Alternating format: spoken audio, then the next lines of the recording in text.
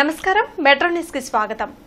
AP assembly budget సమావేశాలను నిరవధికంగా వాయిదా వేస్తున్నట్లు స్పీకర్ అయ్యన్న పాత్రుడు అసెంబ్లీలో ప్రకటించారు. అంతకుముందు స్పీకర్ సభలో మాట్లాడుతూ ఈ సమావేశాలు మొత్తం 10 రోజులు జరిగాయన్నారు. ఇంకా వివరించాలంటే 59 గంటల 55 నిమిషాలు సమావేశాలు జరిగాయని ఆయన తెలిపారు. ఈ సమావేశంలో 21 బిల్లులు ప్రవేశపెట్టి ఆమోదించినట్లు వివరించారు. ఈ సభలో సభ్యులు అడిగిన 75 ప్రశ్నలకు మంత్రులు సమాధానమిచ్చారన్నారు. ఈ 10 రోజుల సమావేశాల్లో శాసనసభ 10 రోజుల పాటు 59 గంటల 55 నిమిషాల పాటు సమావేశం అయింది.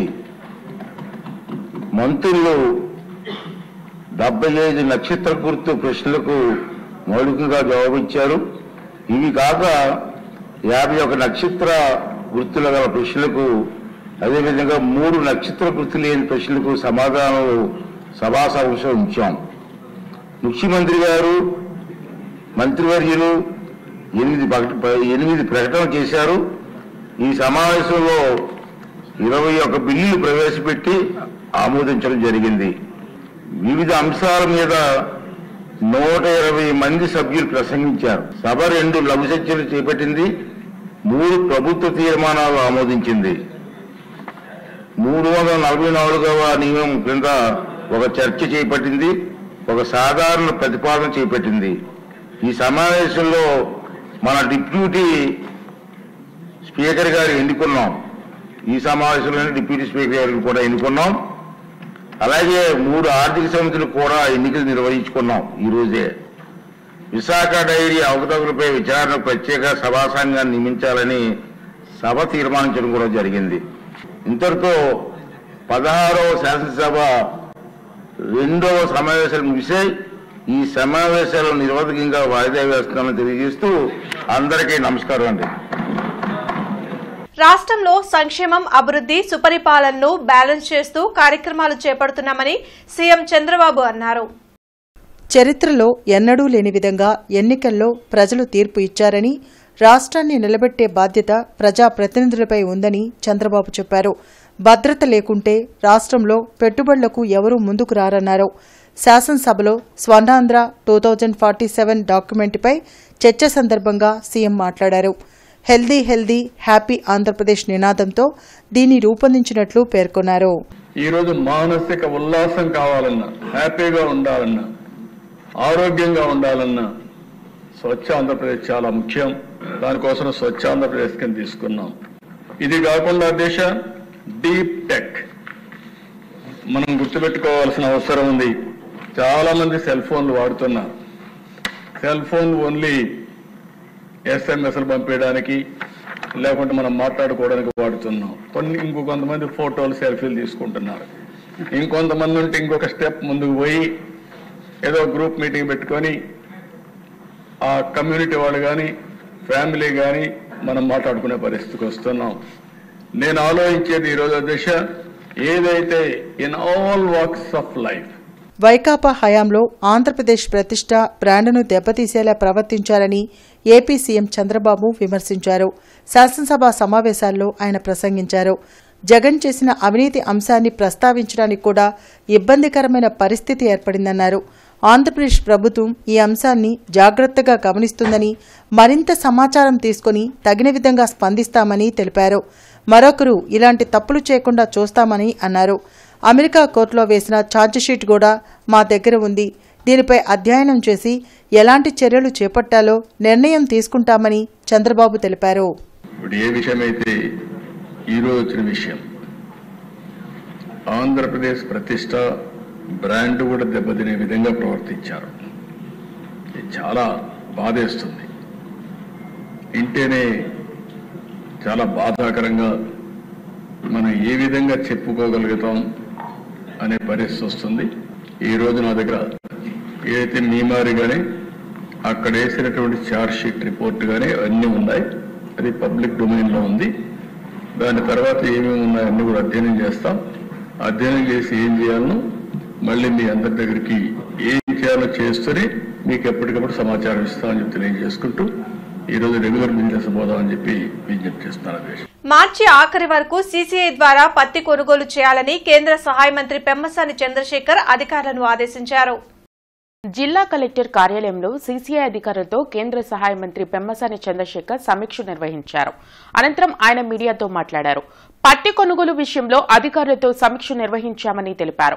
159 పత్తి కొనుగోలు సెంటర్లు అన్ని తక్షణమే మొదలు పెట్టాలని అధికారులను ఆదేశించామని అన్నారు. సీసీఐ సంస్థ రైతుల కోసమే ఉంది, వారి కోసమే పనిచేయాలని పేర్కొన్నారు. కౌలు రైతులు పత్తి నిల్వ చేసుకునే అవకాశం లేదన్నారు. అందుకే మార్చి నెలాఖరు వరకు పూర్తి స్థాయిలో పత్తి కొనుగోలు చేయాలని కోరారు. ఈ కార్యక్రమంలో Madiga corporation chairman Undavalli Sridevi, CCI అధికారులు పాల్గొన్నారు.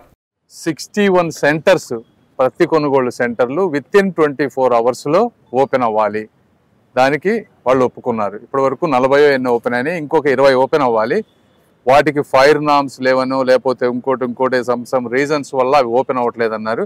బట్ నేను వాళ్ళందరికీ చెప్పింది ఏంటంటే, మీరు అందరినీ కోఆర్డినేట్ చేసుకోండి, మా ఆఫీస్ కూడా వర్క్ చేస్తుంది, కలెక్టర్ గారు వర్క్ చేస్తారు, విత్ ఇన్ 24 అవర్స్లో అన్ని సెంటర్స్ ఓపెన్ అవ్వాలి ఆంధ్రప్రదేశ్ మొత్తం అన్నాను.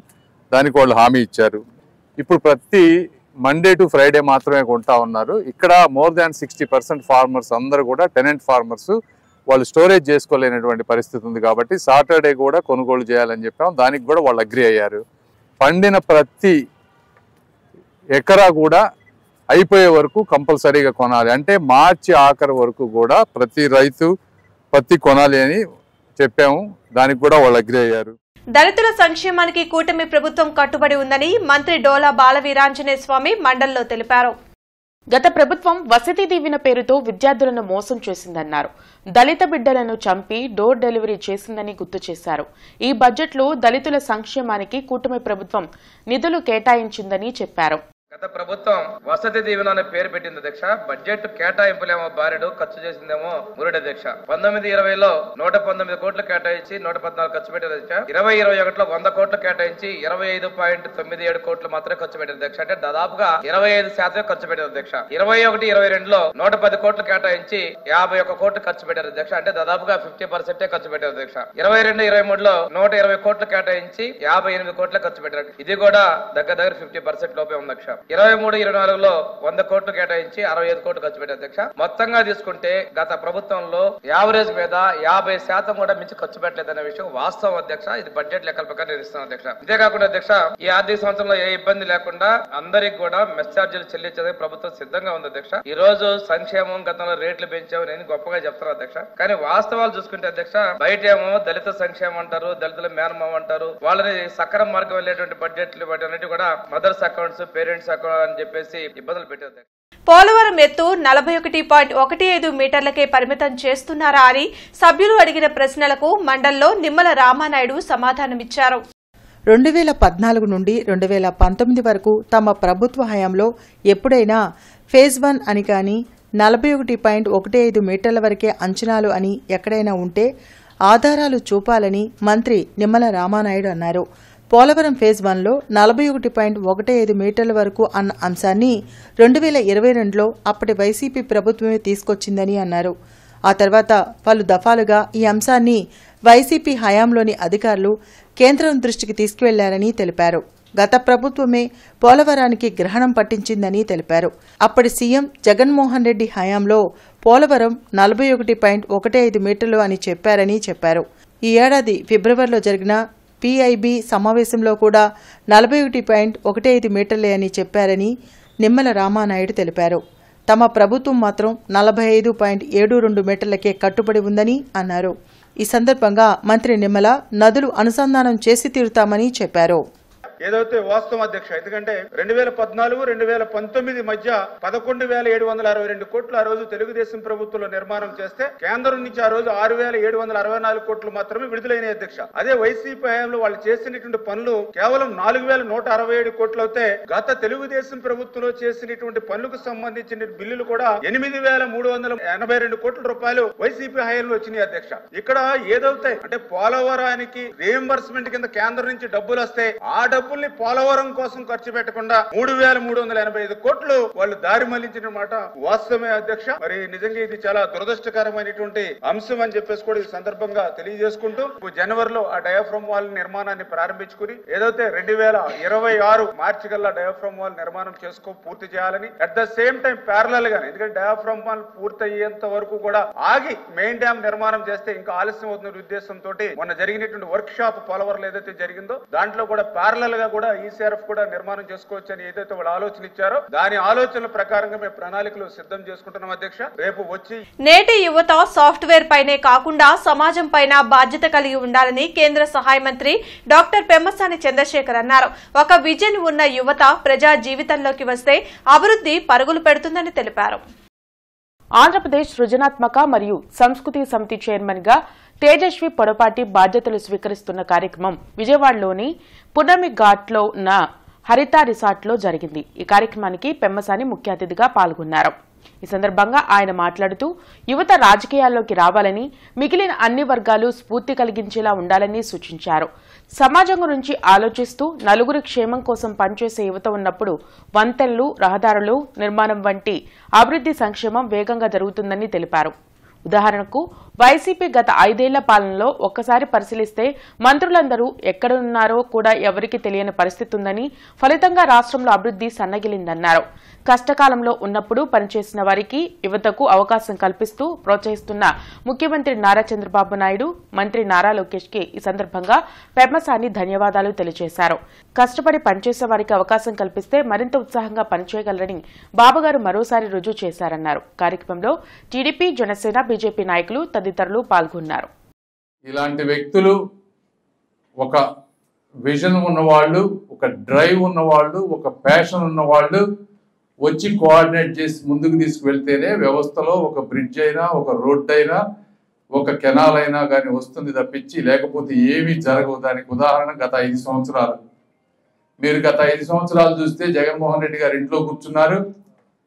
మంత్రులు ఎవరో తెలియదు, ఎమ్మెల్యేలు ఏం చేస్తారో తెలియదు, అధికారులు ఏమో వాళ్ళు ఇష్టం వచ్చినట్టు చేసి ఈ రాష్ట్రంలో ఒక్కటంటే ఒక్కటి కూడా జరగనటువంటి పరిస్థితి. కాబట్టి ఈ సమాజ అభివృద్ధిని కోరుకునే ఎవరైనా సరే, పిల్లలు కానీ లేకపోతే ఉద్యోగస్తులు కానీ, ఇలాంటి వారిని ఇన్స్పిరేషన్ తీసుకొని మీరు అందరూ ముందుకు వస్తేనే మీరు అనుకున్న సమాజం.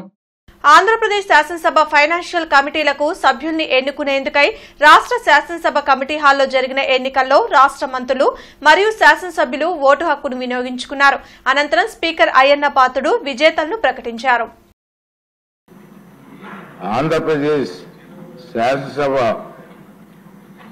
నుండి 2024-25 ఆర్థిక సంవత్సరానికి 3 ఆర్థిక సమితులకు ఈరోజు జరిగిన ఎన్నికల ఫలితాలు ప్రకటిస్తున్నాను.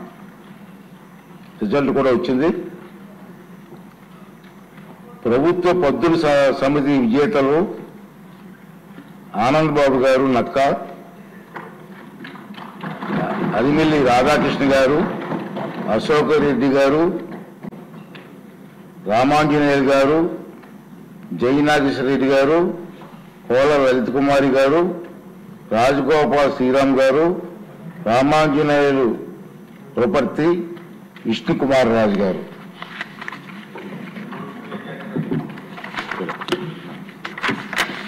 అదేవిధంగా అంచనాల సమితి విజేతలు అఖిల ప్రియ గారు,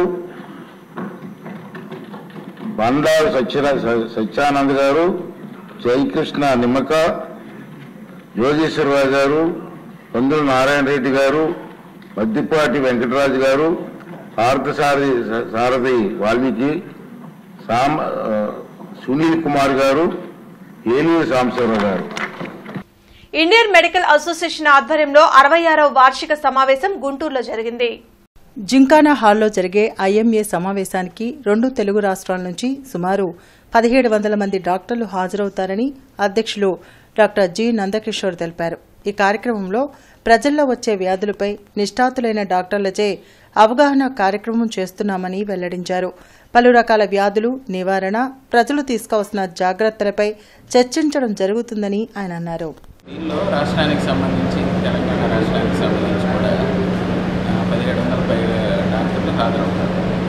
వీటిలో 40 పైగా శాస్త్రీయ టాపిక్స్ ఉన్నాయి. వాటి గురించి నిష్ణాతులైన స్పీకర్స్ మాట్లాడతారు. అంతేకాకుండా 3 వేరియేషన్స్ ఉంటాయి.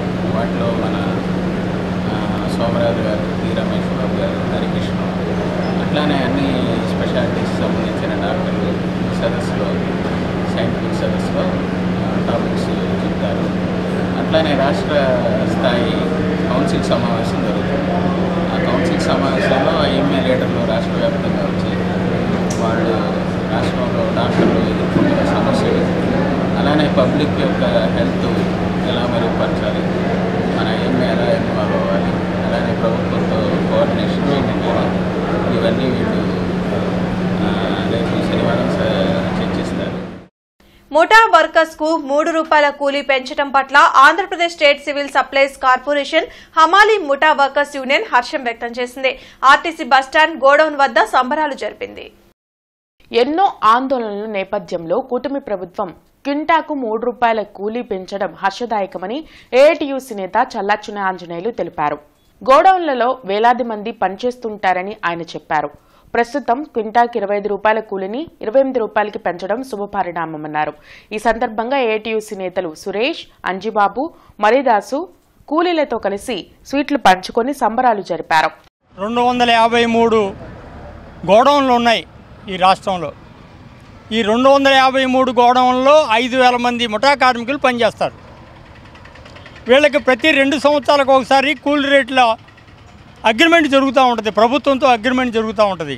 జనవరిలో పెరగాల్సిన, జనవరి 1వ తారీఖు నుంచి పెరగాల్సిన కూలీని నిన్నటి వరకు మేము అనేక దఫాలుగా ఆందోళన చేసి సమ్మె నోటీస్ ఇచ్చి సమ్మె చేయడానికి సిద్ధపడిన తర్వాత నిన్న మంత్రి గారు, అలాగే కమిషనర్ గారు, ఎండీ గారు కూర్చొని మాతో సంప్రదింపులు జరిపి ₹3 పెంచడానికి, గతంలో లాగే ₹3 పెంచడానికి అంగీకరించినందుకు మా సంఘం తరఫున ప్రభుత్వానికి ధన్యవాదాలు తెలియజేస్తా ఉన్నాం.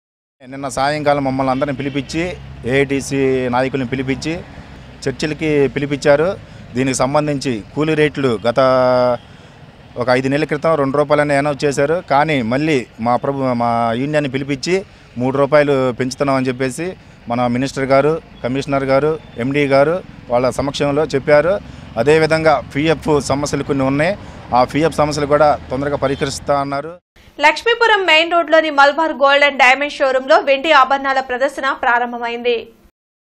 ఈ నెల 30 వరకు జరిగే ఈ ప్రదర్శనను విద్యార్థినులు కావ్యశ్రీ, వైష్ణవి, సింధు, సర్వజ్ఞల చేతుల మీదుగా ప్రారంభించారు. ఈ ప్రదర్శనలో భాగంగా వెండి సామాగ్రి పట్టీలపై 25% వరకు తగ్గింపు ఉంటుందని, వెండి ఆభరణాల ఎంఆర్పీ విలువలపై 10% తగ్గింపు పొందవచ్చని తెలిపారు. మల్బార్ గోల్డ్ అండ్ డైమండ్స్ నిబద్ధతలో భాగంగా తమ వినియోగదారులకు 11 నాణ్యమైన వాగ్దానాలు అందిస్తున్నట్లు తెలిపారు. కార్యక్రమంలో store head Nadeer, store manager Vinay Kumar, Malabar సిబ్బంది పాల్గొన్నారు. శ్రీ శారదానికేతన్ విద్యా సంస్థల 102వ వార్షికోత్సవం గుంటూరులో ఘనంగా జరిగింది. బ్రాడీపేటలోని శ్రీ శారదానికేతన్ వార్షికోత్సవం వేడుకల్లో జనచైతన్య వేదిక అధ్యక్షుడు వి లక్ష్మణ్ రెడ్డి ముఖ్య అతిథిగా పాల్గొన్నారు. అనంతరం ఆయన మీడియాతో మాట్లాడారు. స్వాతంత్ర ఉద్యమ కాలం నుండి శారదానికేతన్కు ఎంతో ప్రాముఖ్యత ఉందని తెలిపారు.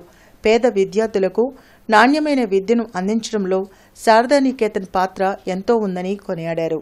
అలాంటి శారదానికేతన్ నేటికి అభివృద్ధి బాటలో పయనిస్తుందని అన్నారు. ఇదే స్ఫూర్తితో పేదల విద్యాభివృద్ధికి కృషి చేయాలని సూచించారు. శారదానికేతన్లో నిరంతరం విలువలతో కూడిన విద్యను అందించడం జరుగుతుందని సంస్థ ప్రతినిధి రంగనాయకమ్మ తెలిపారు.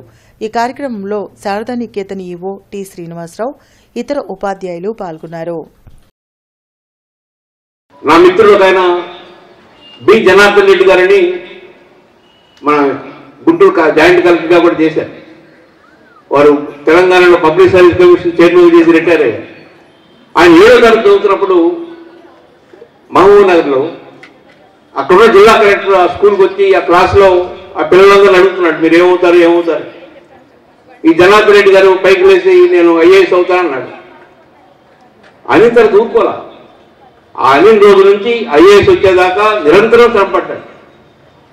నిరంతరం శ్రమపడి ఒక రోల్ మోడల్గా కనపడ్డాడు. ఈరోజు ఆయన ఎక్కడికి వెళ్ళినా ఏ స్కూల్కి వెళ్ళినా తన స్వీయ అనుభవాన్ని చెప్తాడు.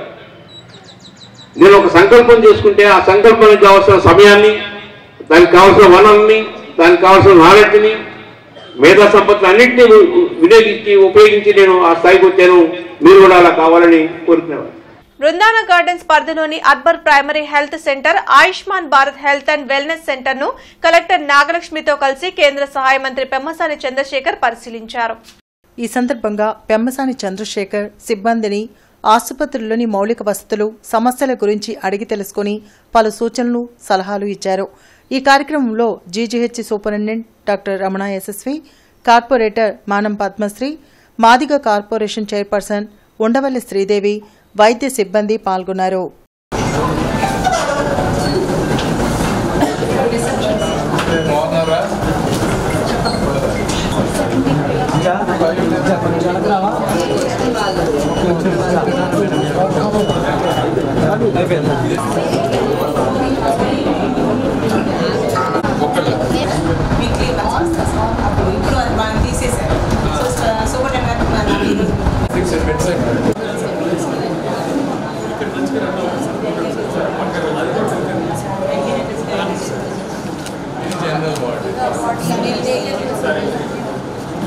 ది గుంటూరు నగర auto drivers and workers union inner ring road లో గడ్డిపాడు వద్ద నూతనంగా యూనియన్ ఆటో స్టాండ్ ని ఏర్పాటు చేశారు.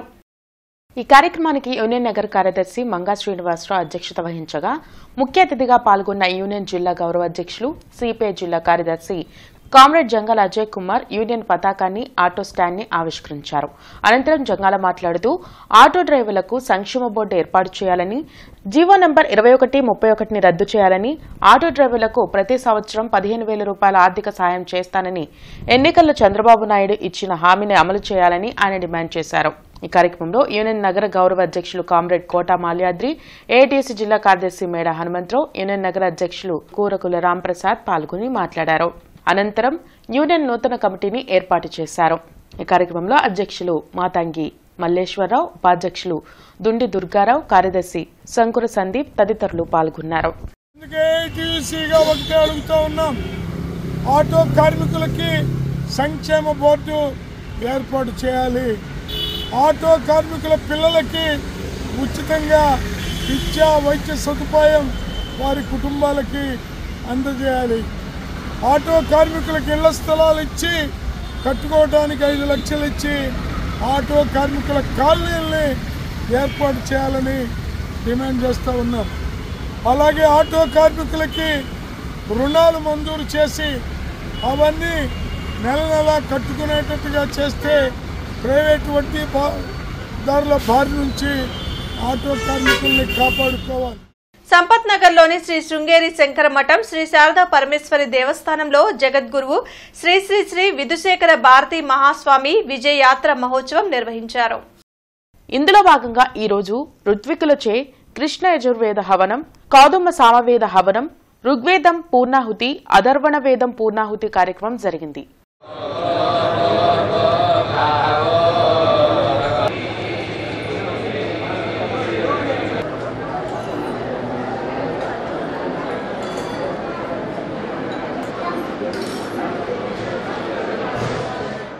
చట్టసభల్లో 34% బీసీల రిజర్వేషన్ల బిల్లు ఆమోదం పొందడం చారిత్రాత్మకమని అఖిల భారత ఓబీసీ సంఘం హర్షం వ్యక్తం చేసింది.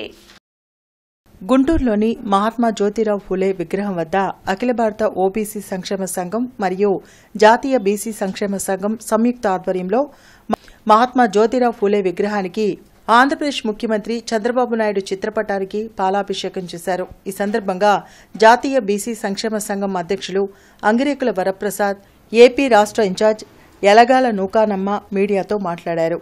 బీసీ సంఘాల విజ్ఞప్తిని, ఆకాంక్షలను రాష్ట్ర ప్రభుత్వం గుర్తించి చట్టసభల్లో ఓబీసీలకు 33% రిజర్వేషన్లు కల్పిస్తూ ఇటీవల ఏపీ మంత్రిమండలి తీర్మానం చేశారని పేర్కొన్నారు. వెంటనే అసెంబ్లీలో ఆమోదించి కేంద్ర ప్రభుత్వానికి సిఫార్సు చేయడం కూటమి ప్రభుత్వ చిత్తశుద్దికి నిదర్శనమని అన్నారు.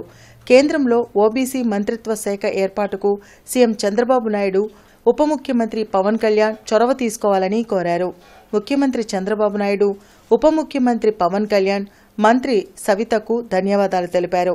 ఈ కార్యక్రమంలో అరికటిక సంఘం జిల్లా అధ్యక్షులు కామేశ్వరరావు, శాలివాహన మహిళా సంఘం రాష్ట్ర అధ్యక్షురాలు నాగేశ్వరి, తెలుగు మహిళా జిల్లా ప్రధాన కార్యదర్శి వకులాదేవి, బొందిలి సంఘం నగర ఉపాధ్యక్షులు బాలాజీ సింగ్, దుర్గారావు, నాగజాన్సీ, రాణి తదితరులు పాల్గొన్నారు. 34% రిజర్వేషన్ కల్పించాలని బీసీ సంఘాల చేసినటువంటి విజ్ఞప్తిని గౌరవించి నిన్న ఆంధ్రప్రదేశ్ శాసనసభ చట్టసభల్లో బీసీలకు 34% రిజర్వేషన్లు కల్పిస్తూ అసెంబ్లీ ఏకగ్రీవంగా తీర్మానం ఆమోదించి కేంద్ర ప్రభుత్వానికి సిఫార్సు చేయటం పట్ల బీసీ సంక్షేమ సంఘాలు, ఓబీసీ సంఘాలన్నీ కూడా ఈ రాష్ట్రంలో హర్షం వ్యక్తం చేస్తూ ఉన్నాయి. ఈ సందర్భంగా గౌరవ ముఖ్యమంత్రి, ఆంధ్రప్రదేశ్ రాష్ట్ర ముఖ్యమంత్రి వర్యులు మాన్య శ్రీ చంద్రబాబు నాయుడు గారికి, అదేవిధంగా జనసేన అధినేత పవన్ కళ్యాణ్ గారికి ప్రధానంగా ఏదైతే ఈ డిమాండ్ని మరి చట్ట రూపంలో తీసుకురావాల్సినటువంటి ప్రధానమంత్రి నరేంద్ర మోడీ గారి నాయకత్వానికి ధన్యవాదాలు తెలియజేస్తా ఉన్నాం. వివిధ జిల్లాల నుంచి అందరిని పిలిచి మీరందరూ కూడా ఈ ఒక్కసారికి తెలుగుదేశం పార్టీకి మద్దతు ఇవ్వండి, మీకు మంచి చేస్తామని హామీ ఇచ్చారు. చట్టసభల్లో రిజర్వేషన్ కోసం మేము ఖచ్చితంగా బిల్లు పెడతామని చెప్పారు. అలాగే రక్షణ చట్టం ఏర్పాటు చేస్తామన్నారు. అలాగే బీసీలకి అన్ని విభాగాల్లో కూడా సగభాగం వాటాలు ఇస్తామని హామీ ఇచ్చారు. ఆ హామీ మేరకు ఈ రోజున అసెంబ్లీలో బీసీ బిల్లును ప్రవేశపెట్టమని, చట్టసభల్లో రిజర్వేషన్ కల్పించమని కోరడం చాలా శుభదాయకం. 11 kV లైన్ మెయింటెనెన్స్ కారణంగా రేపు ఉదయం 10 గంటల నుండి మధ్యాహ్నం 2 గంటల వరకు గుజ్జినగుళ్ల, ఎస్వేన్ కాలనీ, నేతాజీ నగర్, తారక రామనగర్ ఏరియాలో విద్యుత్ సరఫరాకు అంతరాయం కలుగుతుందని డీఈ గురవయ్య తెలిపారు. అదేవిధంగా Ramireddy Thota, Prakash Nagar, Ganeshwararaopeta, old club road, Guntur Varuthota ఏరియాల్లో ఉదయం 8 గంటల నుండి మధ్యాహ్నం 12 గంటల వరకు విద్యుత్ సరఫరాలో అంతరాయం ఏర్పడుతుందని విద్యుత్ అధికారులు తెలిపారు. కావున వినియోగదారులు సహకరించాలని కోరారు. ఈ వార్తలు ఇంతటితో సమాప్తం. నమస్కారం.